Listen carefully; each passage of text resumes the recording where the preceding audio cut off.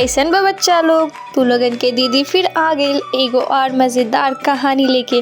बच्चा लोग, ई कहानी में हम बहुत बड़ा सीख देवे के चाहतानी जे जीवन में हमनी के बहुत काम आई। ऐसन ही कहानी हम आज तू लोगन ला लेके आल बानी। बच्चा लोग, का तोहनी के पता बा दुनिया की सबसे बड़ा ताकतवर चीज का बा?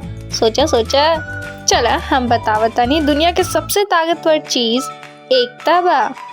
प्यारा बच्चा लोग, तोहनी के याद बा ना उ कबूतर और शिकारी वाला कहानी? ऐसा नहीं एगो और मजेदार कहानी आज सुनाए जातानी। ई कहानी सुन के तू लोग समझ जेबा कि एकता में बहुत बड़ा शक्ति बा। तो चला ई कहानी के ध्यान से सुना।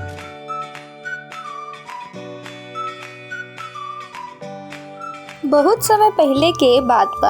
एगो गांव में रामू नाम के एगो किसान रहत रहे।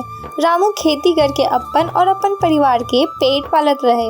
रामू के 4 बेटा रहे, बबलू, डबलू, मोनू और सोनू। 4 बेटा होवे के बाद भी रामू बड़ा दुखी रहत रहे। रामू के चारों बेटा हमेशा आपस में लड़त और झगड़त रहलन। रामू के हमेशा यह चिंता खाए जात रहे कि ओकरा मरे के बाद ओकर चारों बेटा आपस में लड़त रही और लोग उनका बेवकूफ़ी के फायदा उठाई है। धीरे धीरे यही तरह दिन निकलत गयल और एक दिन रामू बहुत बीमार पड़ गयल और ओकरा लागल कि ओकर दिन अब पूरा हो चुकल बा। वो अपन चारों बेटा के समझावे खातिर एगो तरकीब सोचले। रामू अपन चारों बेटा के अपना पास बुलैले और उन सबके कहले कि लकड़ियाँ इकट्ठा करके लावे खातिर। अब चारों बेटा के कुछ समझ त ना आयल, पर वो अपन पिता के कहे पे वो सभी कुछ लकड़ियाँ इकट्ठा कर लेले। जब लकड़ियाँ इकट्ठा हो गई तो चारों वो लकड़ियाँ के अपना पिता के सामने लेके रख देले और सामने खड़ा हो गए।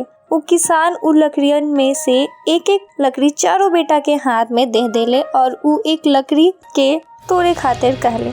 चारों बेटा के कुछ समझ ना आयल कि पिताजी आज ऐसन काहे करवावतारन, पर जैसन पिता कहले चारों बेटा लकड़ी के टुकड़ा के आसानी से तोड़ देले। एकरा बाद किसान बाकी बचल सभी लकड़ियाँ के इकट्ठा कहले और उनकरा एक साथ बांध देले।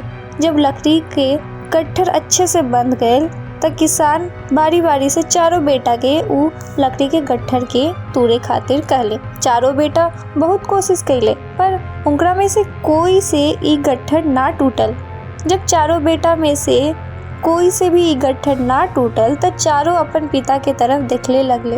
तब किसान उस सबके समझावत हुए कहले, जब हम तोहनी के एक एक लकड़ी देहले रही तो तू सभी आसानी से तोड़ देहले और जैसे ही हम सारा लकड़िया के गट्ठर तोड़े खातिर कहले तो तू लोगन से उ गट्ठर के ना तोड़ पैला।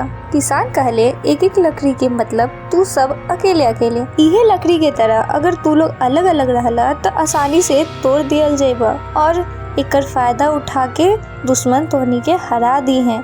लेकिन अगर तू चारों मिल के एक गट्ठर बन जाइबा तो दुनिया की कोई भी ताकत तोहनी के हरा ना पाई।